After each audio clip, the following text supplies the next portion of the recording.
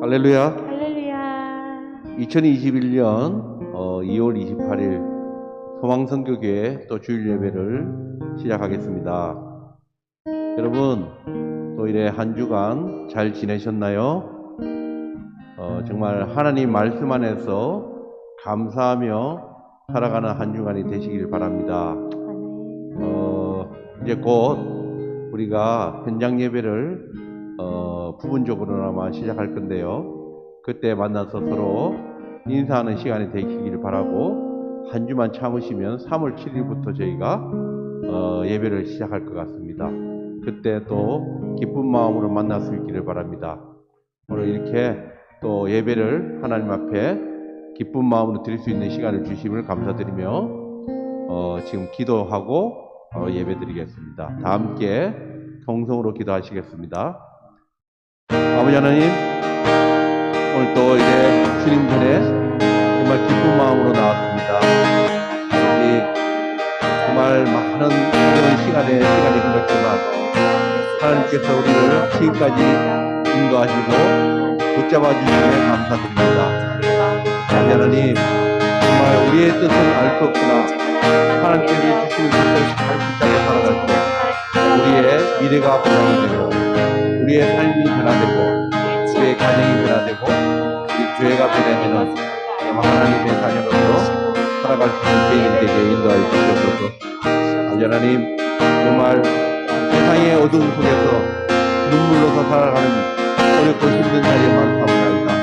아버지 하나님, 그들을 위로해 주시고 그들의 삶을 인도하여 주시고, 정말 우리 믿는 자들이, 우리 백성들이 그들을 위해 정말 기도를 할 수 있고 그들을 위해 봉사할 수 있는 우리 하나님의 백성으로 살아갈 수 있게 인도하여 주시옵소서. 오늘도 주님 찬양드립니다. 찬양을 듣고 주님께 찬양을 올라드리며 위로받는 시간이 되게 하여 주시옵소서. 오늘 말씀 우리 주 예수 그리스도 이름으로 기도드렸습니다. 아멘.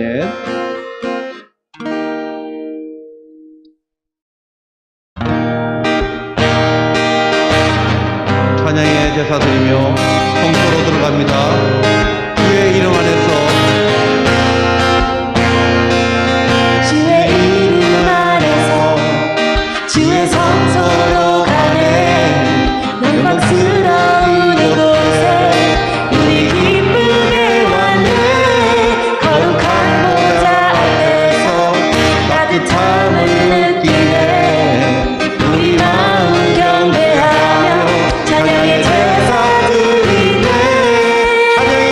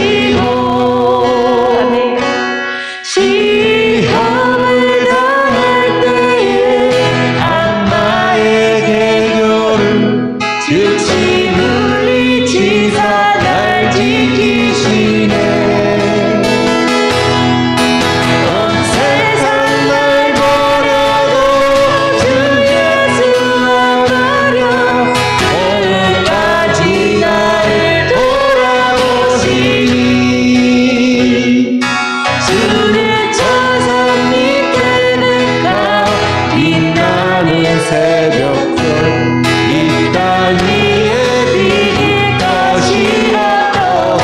내 마음을 다해서 내 마음을 주님을 따르며 주님을 길이 나를 사랑하니 길이 나를 사랑하리니 아멘.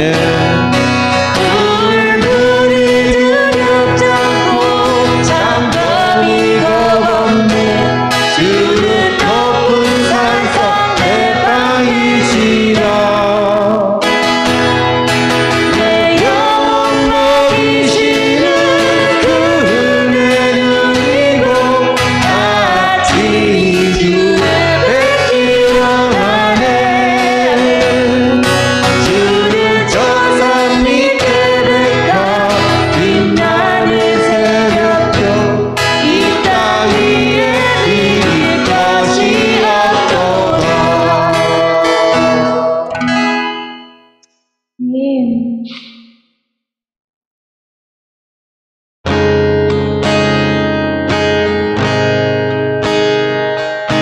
나의 하나님, 나의 하나님, 나의 힘이 되신 여호와여 내가 주님을 사랑합니다. 주는 나의 반석이시요 나의 요새시라. 주는 나를 건지시는 나의 주, 나의 하나님, 나의 귀할 바위시요 나의 밥 되시라. 나의 하나님, 나의 하나님, 구원의 뿌리시여 나의 산성이라 나의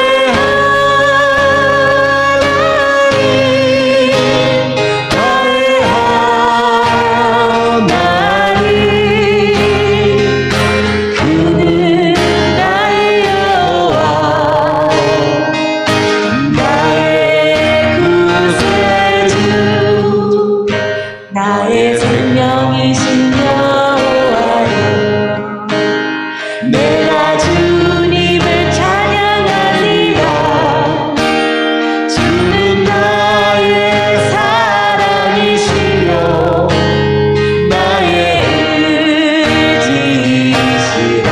주는 나를 이끄시오 주는 나를 이끄시오 주의 길 인도하시며 나의 생의 목자 되시니 내가 따르리라. 나의 하나님, 나의 나니 생명의 멸류관으로 내게 주소서. 나의 하나님, 나의 하나님, 나의 하나님, 그는 나의 여호와 나의 구세 나의 하나님, 나의 하나님,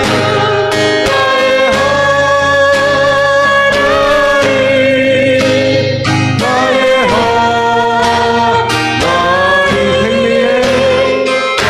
생명의 멸류관으로 내 주소서. 나의 하나님, 나의 하나님, 그는 나의 여호와 나의 구세주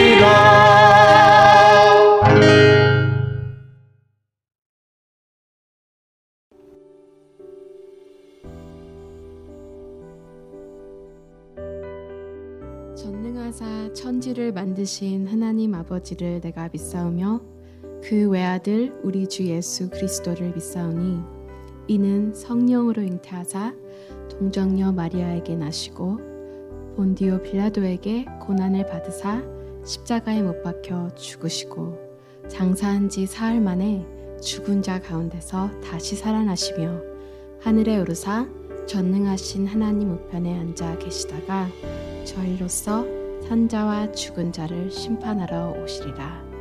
성령을 믿사오며 거룩한 공회와 성도가 서로 교통하는 것과 죄를 사하여 주시는 것과 몸이 다시 사는 것과 영원히 사는 것을 믿사옵나이다. 아멘.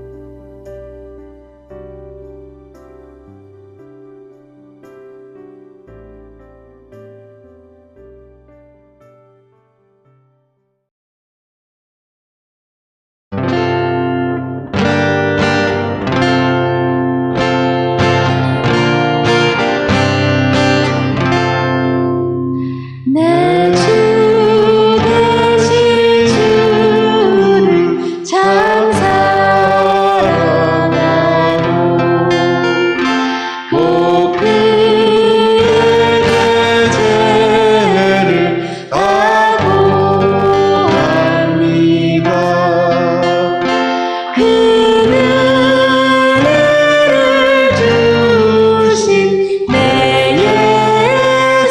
예수시니 이전보다 더 사랑합니다. 주는 사랑하사 구하시려고 저 십자가요라 당하셨도다. 그것이 말씀이신 내 주의 오니 이전보다 더욱 사랑합니다. 내 평생의 힘쓰 그 은혜는 주 예수의 너무 큰 길이라. 숨질 때까지 내 할 말씀은 이전보다 더욱 사랑합니다.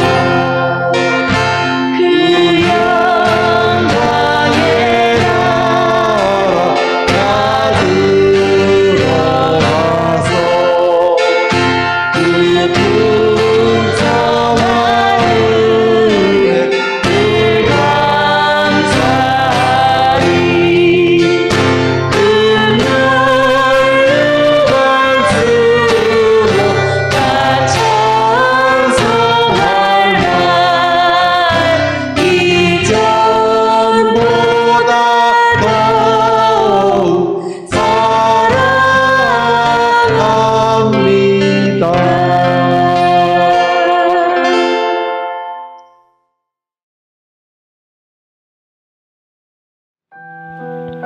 다 같이 기도드리시겠습니다.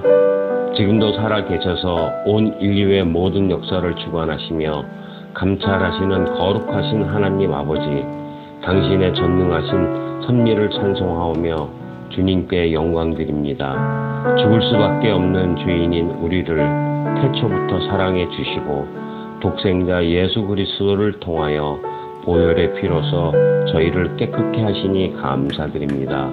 오늘도 주의 전에 나와 머리를 숙이며 기도하는 저희 모두를 축복해 주시고 주님의 품 안에 품어 주시기를 기도드립니다.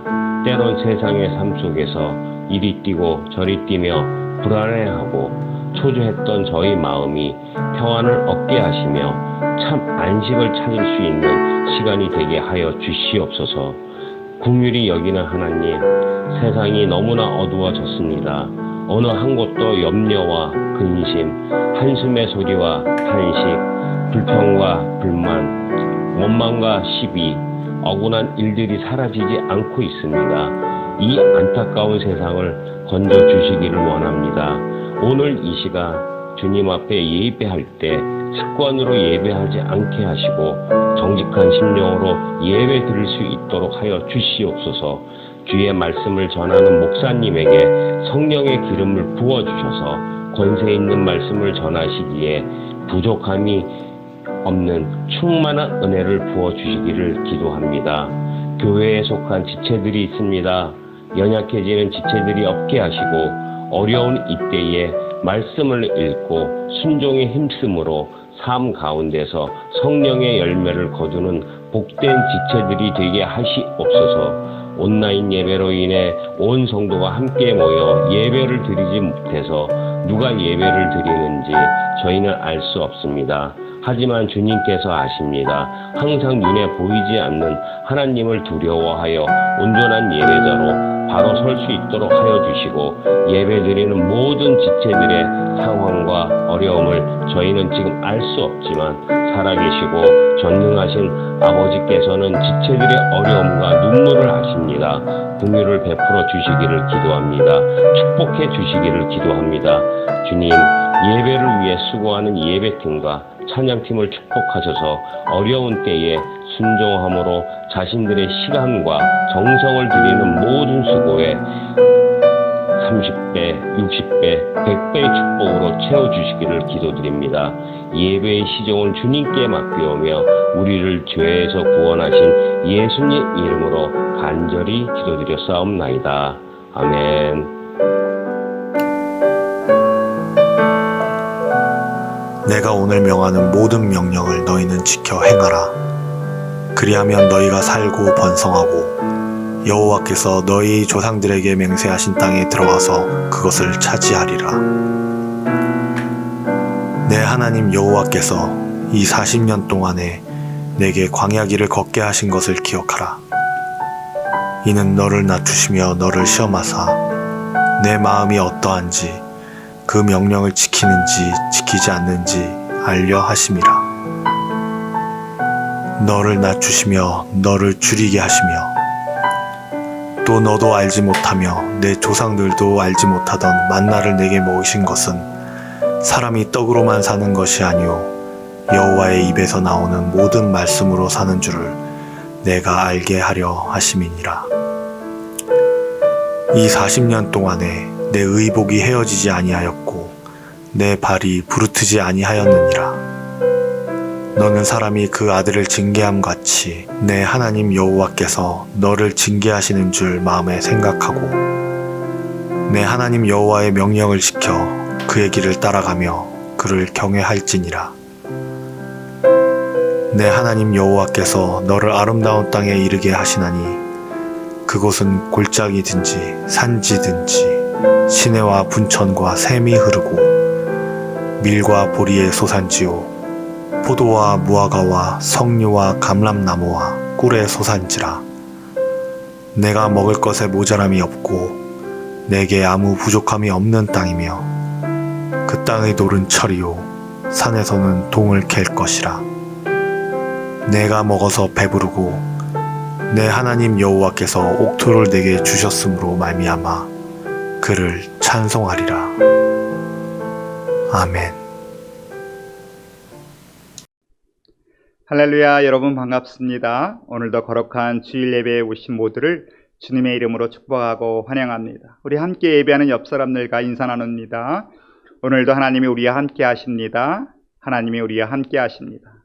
오늘도 하나님께서 우리에게 크신 은혜를 허락할 줄로 믿습니다. 우리 함께 기도하겠습니다. 아버지 하나님의 은혜를 진심으로 감사를 드립니다. 지난 한 주간도 여러 위험과 위기 속에서 우리를 눈동자와 같이 지켜주시고 거룩한 주일을 맞아 예배의 자리로 인도해 주시니 감사합니다. 하나님께서 구하시는 제사는 상한 심령이요 감사로 제사를 드리는 자가 하나님을 영화롭게 하신다 하셨사오니 오늘 우리 모두가 회개하는 마음과 감사하는 심령으로 예배할 때에 우리 입술의 모든 말과 마음의 묵상이 주께 연락되게 하여 주시옵소서. 오늘도 부족한 종의 말씀을 들고 섰습니다. 인간의 부족하고 연약한 것들은 주님의 보혈로 가리워 주시고 오직 말씀의 통로로, 은혜의 통로로만 쓰임받게 하여 주시옵소서. 존귀하신 예수님의 이름으로 기도드리옵나이다. 아멘. 네, 오늘은 우리가 사순절 기간 중에 맞이하는 두 번째 주일입니다. 여러분, 사순절에 대해서는 잘 아시리라 믿습니다. 이 사순절 기간은 우리 제수요일이라고 하는 애쉬 웬즈데이부터 부활절 전까지 주일을 제외한 40일의 기간을 말하고 있습니다. 이 사순절 기간은 교회에서 오랜 전통적으로 예수님의 죽음을 묵상하면서 경건과 또 성결에 힘을 쓰는 기간입니다. 올해는 지난 2월 17일부터 4월 3일까지가 사순절의 기간입니다. 이 사순이라고 하는 것은, 이 40이라는 숫자는 성경에서 매우 의미가 있는 숫자입니다. 이 40은 성경 안에서 훈련과 고난과 연단을 의미합니다. 노아 홍수 때 40일간 비가 내렸습니다. 모세는 40일간 금식하면서 시내산에서 하나님께 율법을 받았습니다. 예수님도 사역을 시작할 때에 40일간 광야에서 금식하셨습니다. 그리고 예수님은 부활하신 후에 승천하시기까지 40일간 이 땅에 계시면서 마지막 사역을 감당하셨습니다. 그래서 40은 고난과 연단과 훈련의 의미고, 우리 사순절을 통하여서 세상의 즐거움과 오락은 멀리하고 주님의 죽으심에 십자가의 은혜를 묵상하면서 우리가 경건과 성결의 훈련하는 기간이기도 합니다. 이 사순절을 생각할 때 한 가지 더 생각해 볼 것은요, 우리 종교개혁 당시에 종교개혁가들 그리고 청교도인들은 사순절을 지키지 아니하였고 또 사순절을 지키지 말라고 교육되었습니다. 그 이유는 우리가 그리스도의 십자가의 은혜로 구원받은 자들은 어떤 특정 기간에만 그 십자가를 묵상하면서 경건과 성결에 힘쓸 것이 아니라 우리 1년 내내 365일이 사순절 같아야 된다, 이렇게 말씀하셨기 때문입니다. 실제로 그러한 가르침에 따라 또 어떤 교단들은 사순절을 지키지 않습니다. 그리고 많은 우리 개신교 교회들도 사순절을 지키지만 고난주간에 많은 강조를 하고 있습니다. 물론 그러한 종교 개혁가들의 가르침대로 우리가 1년 365일 날마다 십자가를 묵상하면서 그 은혜 가운데 경건과 성결에 힘을 쓰면 얼마나 좋겠습니까? 그러지 못한 것이 사실 우리의 현실입니다. 그래서 사순절이라고 하는 특정 기간이지만 이 40일 동안만이라도 우리가 특별히 십자가를 묵상하고 경건에 힘쓰는 것도 그렇게 크게 나쁜 것, 크게 잘못된 것은 아니라고 생각되어집니다. 사순절을 맞이하면서 어떤 목사님이 그런 말씀을 하셨어요. 올해는 사순절을 지킬 필요가 없지 않아야 할까요? 그러더라고요. 왜 그렇습니까? 여쭤봤더니 우리 지난 1년 동안을 사순절같이 보냈다는 거예요. 1년 전에 코로나가 발생하면서 모든 것이 락다운 되면서 세상적인 즐거움, 여행을 할 수도 없고 또 파티를 열 수도 없고 또 친구나 가족 모임도 할 수 없는 그러한 상황 가운데서 또 여러 가지 어려움과 고통을 겪으면서 성도들 각 개인도 그렇고 교회적으로도 하나님 앞에 회개거리를 찾아보면서 경건에 힘썼기 때문에 우리 지난 1년이 다 사순절 같았다는 것이죠. 그래서 올해는 사순절을 특별히 지키지 않아도 되지 않는가라는 농담을 하시는 목사님도 계셨습니다. 그 목사님의 말씀대로 정말 1년을 돌아보면 너무나 힘들고 어려웠던 시간들이었습니다. 저는 지난 1년 동안 뉴스를 잘 듣거나 보지를 못했습니다. 왜냐하면 뉴스 보기가 너무 무서운 거예요. 코로나가 처음 시작될 때만 해도 한 몇 개월 안에 끝나겠지, 여름이 되면 끝나겠지, 가을이 되면 끝나겠지, 올해는 넘기지 않겠지, 이렇게 생각을 했는데 뉴스를 들으면 하루가 다르게 매일 코로나 확진자 수와 사망자 수가 기하급수적으로 늘고요. 그로 인한 피해들이 속출하면서 정말 이것이 끝이 나지 않으면 어떡하지라는 두려운 마음까지 생기더라고요. 그런데 너무나 감사한 것은 지금은 이제 백신이 개발이 되고 접종되기 시작하면서 정말 기적적으로 코로나 확진자와 사망자 수가 급격하게 줄어들고 있습니다. 얼마나 감사한지 알 수가 없습니다. 그래서 저희 교회도 이제 힘을 내서 다음 주부터는 목장별 현장 예배를 다시 시작하기로 결정을 했습니다. 다음 주일에는 우리 멕시코 티아나를 섬기시는 사이먼 박 장로님 목장이 현장 예배에 참여하게 되었습니다. 물론 목장에 상관없이 누구든지 현장 예배를 사모하고 나오기를 원하시는 분들은 언제든지 오시면 됩니다. 막지 않고 환영합니다. 함께 예배 드릴 수가 있습니다. 또 하나 저 개인적으로도 반가운 소식은요, 이제 코로나가 약화되면서 학교들이 오픈한다는 것입니다. 지난 1년간 우리 어른들, 부모님들도 많이 힘들었지만 우리 아이들, 학생들도 많이 어려웠습니다. 학교를 갈 수가 없었습니다. 선생님과 친구를 만날 수도 없었고요. 온라인으로 공부를 한다고 하지만 학업 능력이 많이 떨어졌습니다. 더욱이 아이들이 건강까지 문제가 생겼습니다. 이러한 중에 이제 학교가 개강을 하고 아이들이 학교 갈 수 있다는 것은 또 하나님께 감사드릴 큰 감사의 제목이기도 합니다. 미국에서 학교를 다니셨거나 혹시 자녀를 학교에 보내시는 분은 잘 아실 겁니다. 아이들이 새 학기가 돼서 학교를 가서 첫 수업 시간이 되면 선생님한테 받아오는 것이 있어요. 그것이 바로 클래스 커리큘럼이라고 하는, 한국말로 말하면 수업 계획서, 강의 계획서 같은 것입니다. 한 학기 동안 선생님이 아이들을 가르칠 때에 선생님은 그 강의의 목적과 목표를 분명히 하고 그것을 수업 계획서를 통해서 부모에게 알려줍니다. 선생님은 그냥 한 학기 아이들을 그냥 가르치는 것이 아니라 그 이전에 아이들이 이 수업을 통하여서 이루고자 하는 목표와 목적을 분명히 세웁니다. 그렇지 않으면, 그런 분명한 목적과 목표가 없으면 잘못하면 한 학기의 시간을 낭비할 수도 있기 때문입니다. 선생님도 아이를 가르칠 때 이렇게 분명한 목표와 목적을 세운다면 여러분, 하나님은 어떠하시겠습니까? 우리의 하나님은 분명히 하나님의 자녀들을 양육하고 훈련하실 때에 분명한 목적과 목표를 갖고 계시다는 것입니다. 그럼 하나님의 속성을 가장 대표하는 것이 무엇입니까? 하나님의 전능하심입니다. 하나님은 전능하신 분입니다. 그 말 달리하면 하나님은 완전하신 분입니다.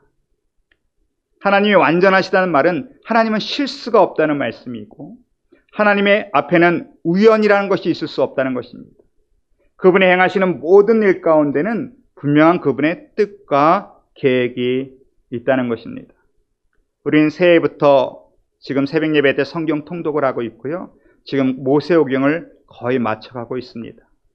모세오경을 읽어보니까 하나님께서 이스라엘 백성을 애굽에서 인도하여 내시고 또 40년간 기나긴 광야의 길을 걷게 하신 데는 하나님의 분명한 목적과 목표가 있는 것을 우리에게 말씀하고 계십니다. 우리가 오늘 읽었던 이 본문의 말씀은 모세가 이스라엘 백성에게 하나님께서 왜 너희를 이 광야의 길을 걷게 하셨는지에 대한 하나님의 이유와 목적을 분명히 말씀하시고 또 그러한 이유와 목적을 안다면 이 광야의 길은 우리가 가고자 하는 가나안 땅보다 더 좋은 길이 될 수 있음을 우리에게 말씀하고 계십니다. 먼저 놀라운 것은요, 모세는 오늘 2절의 말씀을 보면 이 40년간의 광야의 길은 하나님이 인도하시는 길이라고 말씀하십니다. 2절을 보겠습니다. 내 하나님 여호와께서 이 40년 동안에 내게 광야의 길을 걷게 하신 것을 기억하라. 이는 너를 낮추시며 너를 시험하사 내 마음이 어떠한지 그 명령을 지키는지 지키지 않는지 알려 하심이라. 여러분, 너무나 이상합니다. 왜냐하면 애굽에서부터 가나안까지의 거리는 직선거리로 320km입니다. 마일로 환산하면 200마일입니다. 200마일의 거리는 장정이 걸어간다면 약간 무리해서 걸으면 한 7일 정도, 정상적으로 걸어도 충분히 열흘이면 갈 수가 있는 거리이기 때문에 그렇습니다. 이스라엘 백성이 장정만 60만 명이었습니다. 그 가운데 아녀자도 있고 어린아이도 있고 노약자들도 있고 심지어 가축대가 있었기 때문에 열흘 만에 그 거리를 가기는 힘들었을 겁니다. 그러나 제가 생각해 볼 때에 열흘 안에 가기는 힘든 거리지만 40일이면 충분히 갈 수 있는 거리였을 것 같습니다. 그 애굽에서 가나안까지 40일이면 충분히 갈 수 있는 거리를 하나님은 40년을 가게 하셨습니다. 그런데 모세는 그 40년의 그 길이 하나님의 인도하심의 길이라는 것입니다. 여러분, 그것을 인정할 수가 있겠습니까? 우리는 하나님의 인도하심이라고 하면 40년 걸릴 거리를 40일 만에 가게 하시면 그건 인도하심이죠. 그런데 반대로 40일이면 갈 수 있는 거리를 40년 걷게 하셨는데 그게 하나님의 인도하심이라는 것입니다. 누가 여기서 동의할 수가 있겠습니까? 성경학자들이 이스라엘 백성들이 그 광야에서 지나온 거리를 계산을 하고 그걸 40년으로 나누어 보았더니 평균 하루에 22m를 걸었다는 것입니다. 그럼 22m는 바로 코앞입니다. 하루에 22m를 걸어서 40년을 갔다는 것은 얼마나 지루하고 긴 길입니까? 모세는 근데 그 광야의 길이 하나님의 인도하시는 길이라는 것이죠. 더욱 놀라운 것은 1절엔 또 이렇게 말씀하십니다. 내가 오늘 명하는 모든 명령을 너희는 지켜 행하라. 그리하면 너희가 살고 번성하고 여호와께서 너희의 조상들에게 맹세하신 땅에 들어가서 그것을 차지하리라. 이 광야의 길은 하나님께서 너희를 살고 번성하고 복주기 위해서 이끌어 오셨다는 것이죠. 광야를 이끄신 것은 너희를 죽이려고 하는 게 아니라 너희를 살리려고 광야를 이끄셨다는 거예요.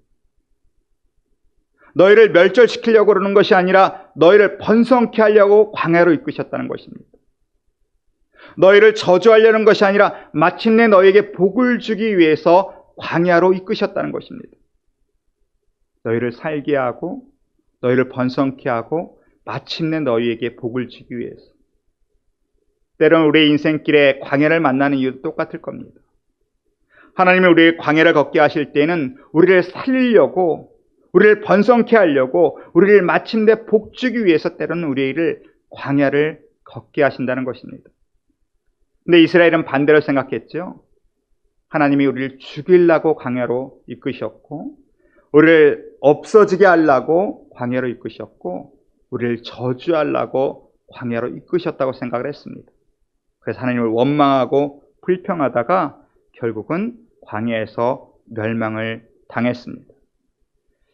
하나님이 자기의 백성들을, 사랑하는 자녀들을 광야의 길로 걷게 하시는 이유, 그 지루하고 긴, 빨리 갈 수 있는 것 같은데 그렇게 늦게 걷게 하신 이유는 오늘 분명히 말씀하시는데 그들을 살리고 번성하고 마침내 복을 주기 위함이라고 말씀하십니다.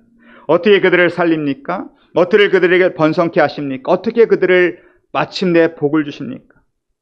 오늘 하나님은 어떻게 하시는지에 대해서 우리가 말씀하시는데 첫 번째 하나님의 단계는 우리를 낮추시는 것입니다. 2절에 이렇게 말씀하십니다. 내 하나님 여호와께서 이 40년 동안에 내게 광야의 길을 걷게 하신 것을 기억하라.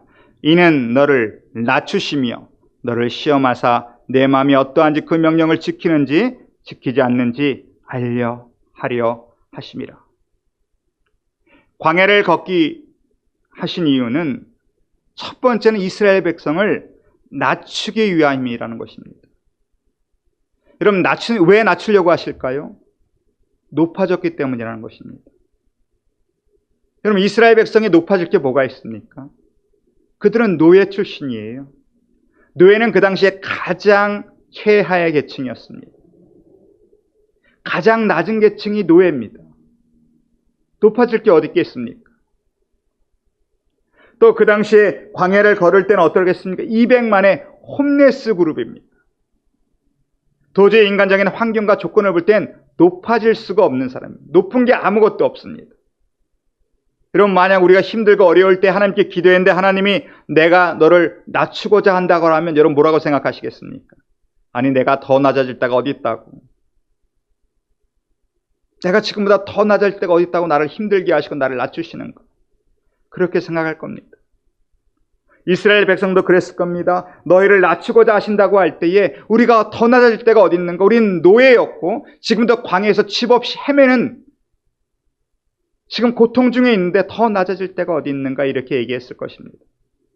하나님은 그것을 가리켜 교만이라고 말씀하십니다. 하나님이 정말 낮추고자 하시는 것은 우리 가운데 뿌리 깊게 내려있는 우리의 교만을 낮추고자 하십니다. 감사할 줄 모르는 교만, 내가 죄인임을 알지 못하는 교만, 남들보다 나는 괜찮다고 생각하는 그러한 교만, 하나님의 말씀이 있음에도 불구하고 내 뜻이나 내 고집을 꺾지 아니하는 그러한 우리 마음속 깊은 곳에 자리 잡은 교만의 속사람을 하나님은 꺾기를 원하십니다. 그것을 낮추기를 원하십니다. 그러면 죄인의 가장 힘든 것이 무엇입니까? 낮아짐입니다. 그러나 성경은 낮아지는 자에게 하나님께서 은혜를 베푸신다고 말씀하고 계십니다.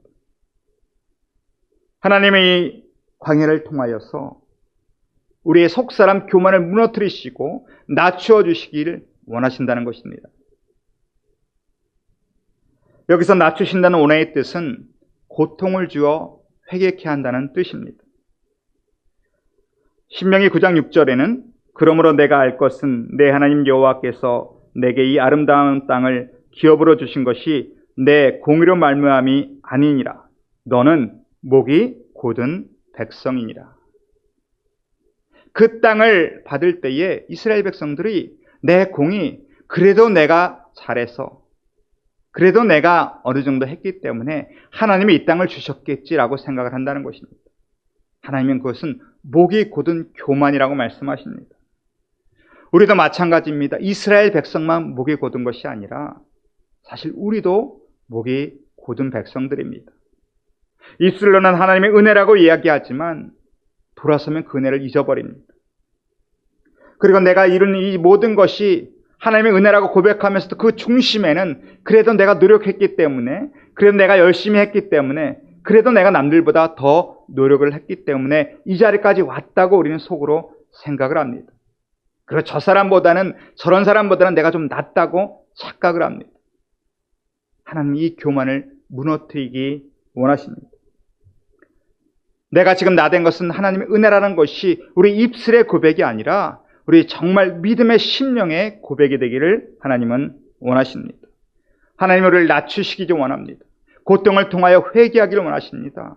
우리의 죄의 종로를 탔던 옛 죄인의 습성을 끊어버리기를 원하신다는 것이죠. 5절에는 모세는 그것이 마치 아버지가 아들을 징계함과 같다고 말씀하십니다. 그건 사랑의 매라고 말씀하시는 거죠.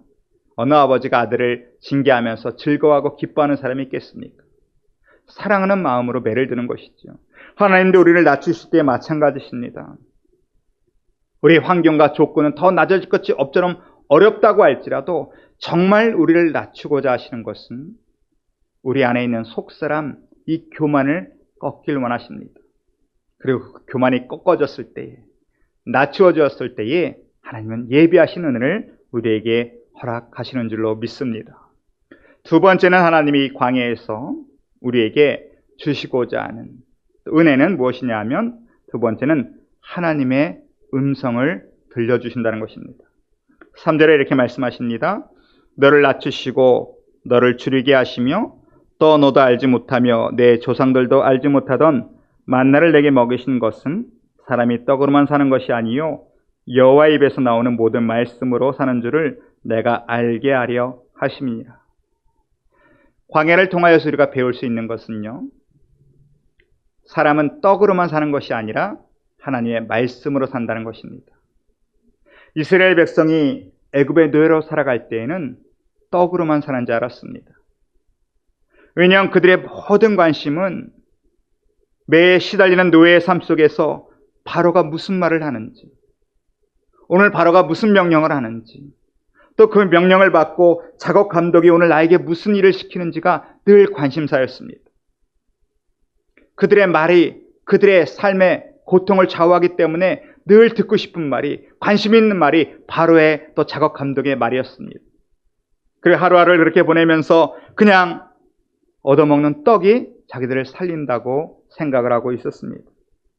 그래서 노예의 신분이지만 비록 고생하지만 남들보다 조금 더 좋은 떡, 맛있는 떡, 큰 떡을 먹으면 그게 행복이라고 생각을 하여 살고 있었습니다.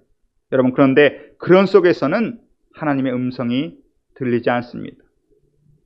왜냐하면 우리의 관심이 하나님의 음성이 아닌 다른 음성에 관심이 있기 때문에 그렇습니다. 우리의 귀에, 우리의 마음에 다른 소리들이 가득하기 때문에 하나님의 음성이 들리지 않고 하나님의 소리가 구분되지 않는 것입니다. 여러분, 요즘 기도하시면 하나님의 소리가 잘 들리십니까? 하나님의 음성이 잘 들리십니까? 그럼 세대가 갈수록요, 하나님의 음성이 잘 안 들리는 것 같습니다. 여러분, 왜 그럴까요? 요즘은 세상의 소리가 너무 많기 때문에 그렇습니다. 과거만 해도 세상의 소리를 들을 수 있는 것이 많지 않았습니다. 텔레비전, 라디오, 영화 이 정도였습니다. 그러나 요즘 어떻습니까? 컴퓨터가 발달되고 또 전화기가, 핸드폰이 생겨나면서요, 우리는 1초도 쉴 수 없는 세상의 소리가 가득합니다. 텔레비전, 라디오, 영화뿐만이 아니라 핸드폰을 통해서 유튜브, 이메일, SNS, 메신저, 셀 수 없이 사람들의 소리가, 셀 수 없이 세상의 소리가 끊임없이 우리를 찾아옵니다. 그렇게 많은 세상의 소리가 들리기 때문에 우리 가운데 하나님의 소리가 들리지가 않습니다. 하나님의 소리가 구분되지 않습니다. 여러분, 광야는 어떤 곳입니까? 세상의 소리가 끊어지는 곳입니다. 광야는 세상의 소리가 사라지는 곳입니다. 광야는 적막한 곳입니다. 아무 소리가 들리지 않는 곳입니다. 그래서 광야는 하나님의 소리가 들립니다. 광야는 히브리어로 미드바르라고 합니다. 하나님의 말씀은 다바르라고 합니다. 이 광야라는 미드바르는 미라고 하는 전치사, 몸으로 붙어라는 뜻이고요. 그 다음에 다바르라는 말씀이 합쳐진 게 광야라는 뜻입니다. 그래, 광야의 원의 뜻은 무엇입니까? 거기서부터 말씀이 나온다는 거예요.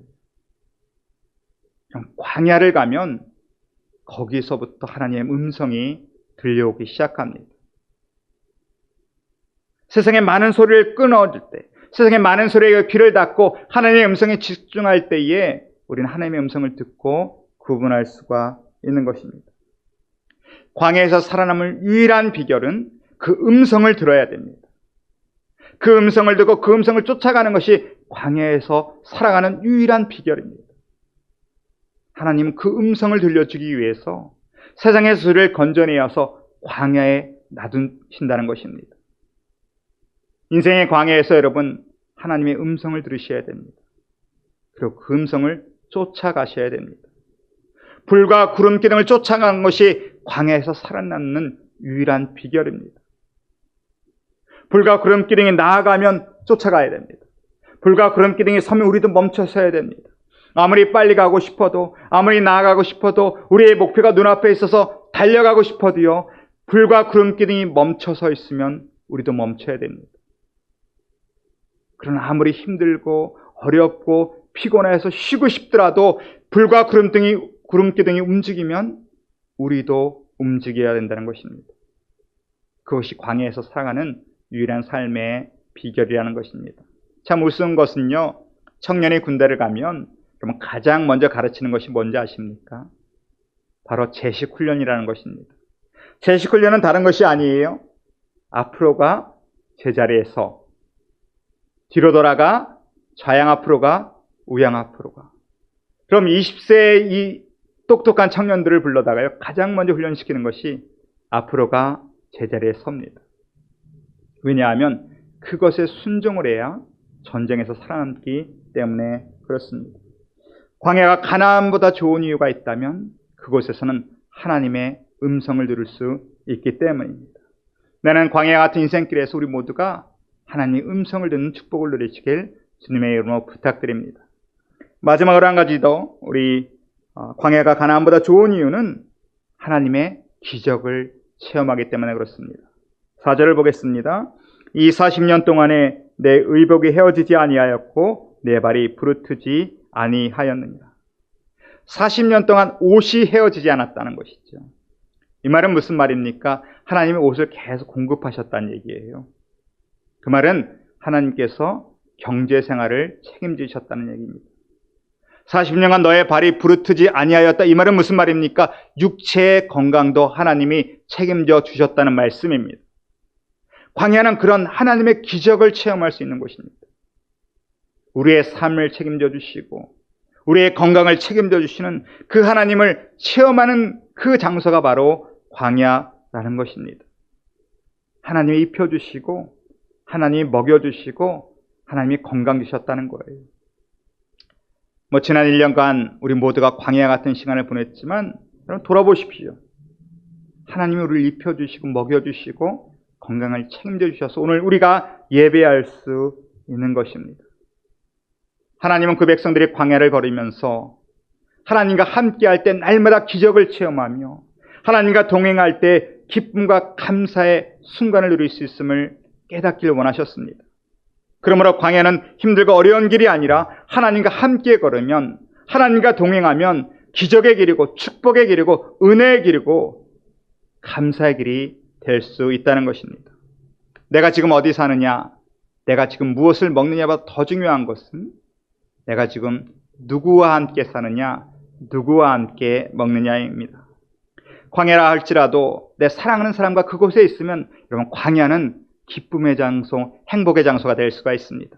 그러나 아무리 아름다운 곳이라고 할지라도 또 아무리 맛있는 음식이라고 할지라도 지금 내 옆에 있는 사람이 나의 원수라면요, 여러분 그것은 고통의 순간이 될 것입니다. 광야는 하나님이 우리와 직접 함께 하시며 날마다 기적으로 우리를 채우심을 체험할 수 있는 곳이 광야입니다. 그래서 하나님 없는 가나안보다 하나님이 함께 하시는 광야가 더 좋은 것입니다. 말씀을 마치겠습니다. 그런 사람들이 자주 빠지는 함정은 하나님께 받은 약속을 매달리다가 하나님께 받은 건 약속에 집착하고 그것에만 매달리다가 그 약속을 주신 하나님을 놓친다는 것입니다. 이스라엘 백성은 하나님의 약속으로 주시는 가나안 땅에만 매달렸습니다. 그 약속을 주신 하나님을 놓쳐버렸습니다. 그 약속만 붙잡다가 하나님을 원망하고 불평하다가 광야에서 멸망당했습니다. 이것도 우리가 빠지기 쉬운 함정입니다. 가끔 성도님들 물어봅니다. 목사님, 우리 교회 언제 크게 부흥합니까? 교회를 위해서 기도하면, 교회를 위해서 간구하면 하나님이 교회 부흥을 보여주시고 말씀하여 주시고 약속해 주셨는데 우리는 언제 부흥합니까? 가끔 이런 질문을 하시는 성도님들이 계십니다.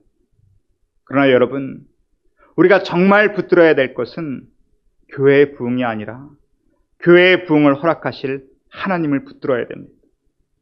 우리가 하나님을 붙들고 광야 같은 인생이지만 날마다 하나님과 동행하면서 우리가 기쁨과 감사의 생활을 하다 보면 우리 교회가 그렇게 하나님과 동행하면서 날마다 기쁨과 감사의 교회 생활을 하다 보면 하나님은 어느덧 어느 순간에 우리 교회에 약속하신 그 부흥을 허락하신다는 말씀입니다. 여러분, 하나님의 약속을 붙잡는 것이 아니라 약속하신 하나님을 붙잡아야 됩니다. 교회의 부흥을 붙잡는 게 아니라 교회의 부흥을 가져다 주실 하나님을 붙잡아야 됩니다. 사업의 성공도 마찬가지입니다. 가정의 행복도 마찬가지입니다. 하나님, 우리 사업 언제 부흥합니까? 하나님, 우리 가정 언제 행복해집니까? 약속하셨잖아요. 물론 약속하셨지요. 그러나 사업의 부흥이나 가정의 행복이 우리의 목표로 삼지 마시고 그 가정의 행복과 사업의 부흥을 가져다 주실 여러분 하나님을 붙잡으십시오. 하나님과 동행하십시오. 하나님과 함께 기쁨과 행복의 동행을 하면 어느 순간 하나님이 약속하신 은혜를 우리에게 베풀어 주신다는 것입니다. 우리는 때로는 우리의 목표가 더디 이루어지는 것 같고 하나님의 응답이 속히 오지 않는 것 같지만 여러분, 우리에게 중요한 것은 우리 하나님의 말씀에 순종하고 살아갈 때에 하나님 우리 인생을 기쁨과 행복으로 채우신다는 것입니다. 여러분, 소풍을 가면 꼭 하는 것이 있습니다. 마지막 하이라이트가 뭡니까? 보물찾기입니다. 여러분, 애써 찾다 보면 숨겨놓은 보물들이 많이 있습니다. 광야는 그런 곳입니다. 여러분, 가나안 땅보다 광야가 더 귀한 것은 거기에 하나님 숨겨놓으신 보물들이 많이 있습니다. 오늘 모세의 말씀처럼 오늘 광야를 걷게 하신 하나님의 이유와 그 목적을 깨닫고 우리 하나님의 약속이 우리의 목표가 아니라 이제는 그 약속을 주신 하나님을 붙잡아서 하나님과 동행함으로 광야의 길이지만 기쁨과 행복이 넘쳐나는 저와 여러분 되시길 주님의 이름으로 축원합니다. 기도하겠습니다. 하나님 감사합니다. 우리를 살리시고 번성케 하시고 마침내 복을 주기 위하여서 우리를 광야로 인도하신 줄로 믿고 감사하게 하시니 하나님 진정 감사와 영광을 돌려드립니다. 하나님 우리에게 광야의 길을 걷고 있지만 하나님 이 광야를 통하여 우리를 낮추고자 하신다고 말씀하셨습니다. 하나님 우리 안에 내면에 있는 모든 교만들이 무너지게 하여 주시옵소서. 하나님 광야에서는 주의 음성을 들을 수 있는 축복이 있습니다. 우리의 귀를 막고 우리의 마음을 막고 있는 세상의 모든 소리들이 다 끊어지게 하시고 하나님 광야 같은 인생 속에서 주의 음성을 들을 수 있는 축복을 허락하여 주시옵소서. 하나님 광야는 하나님의 기적을 체험할 수 있는 곳인 줄로 믿습니다. 하나님 광야 같은 인생길에서 우리가 주님의 말씀을 순종하고 동행함으로 날마다 우리를 입히시고 채우시고 붙잡아 주시는 하나님의 기적을 체험할 수 있는 우리 모두가 되게 하여 주시옵소서. 예수님의 이름으로 기도드리옵나이다. 아멘.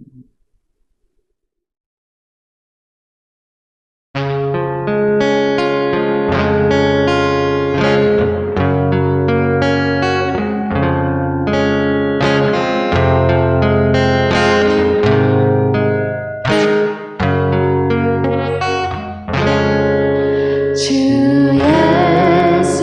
예수보다도 귀한 것은 없네. 이 세상 무기와 바꿀 수 없네. 영주를 내듯이 돌아가신 그 놀라운 사랑 잊지 못해. 세상 즐거움 다 버리고 세상 자랑도 버렸네. 주 예수보다도 귀한 것은 없네. 예수밖에는 없네. 주 예수보다도 귀한 것은 없네. 이 세상 명예와 바꿀 수 없네.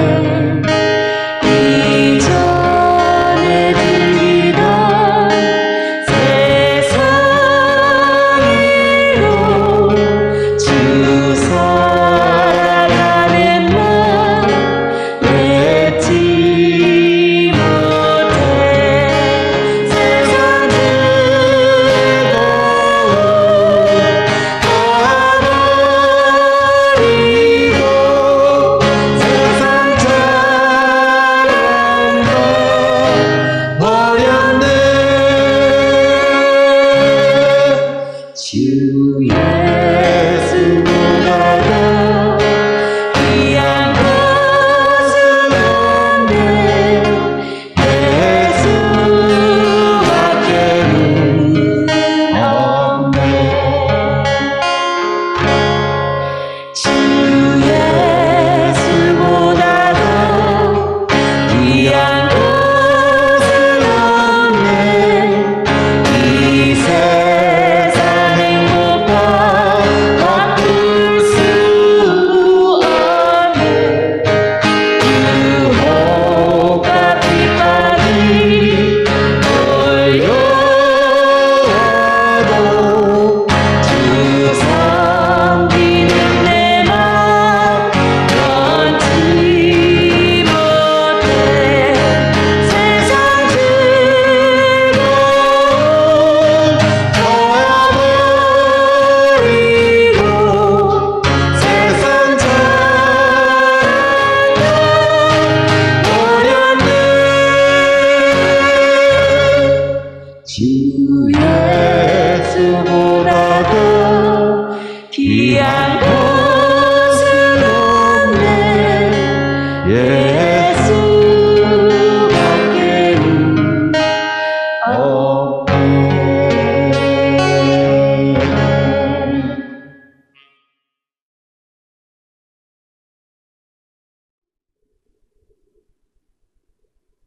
축도로 모든 순서를 마치겠습니다.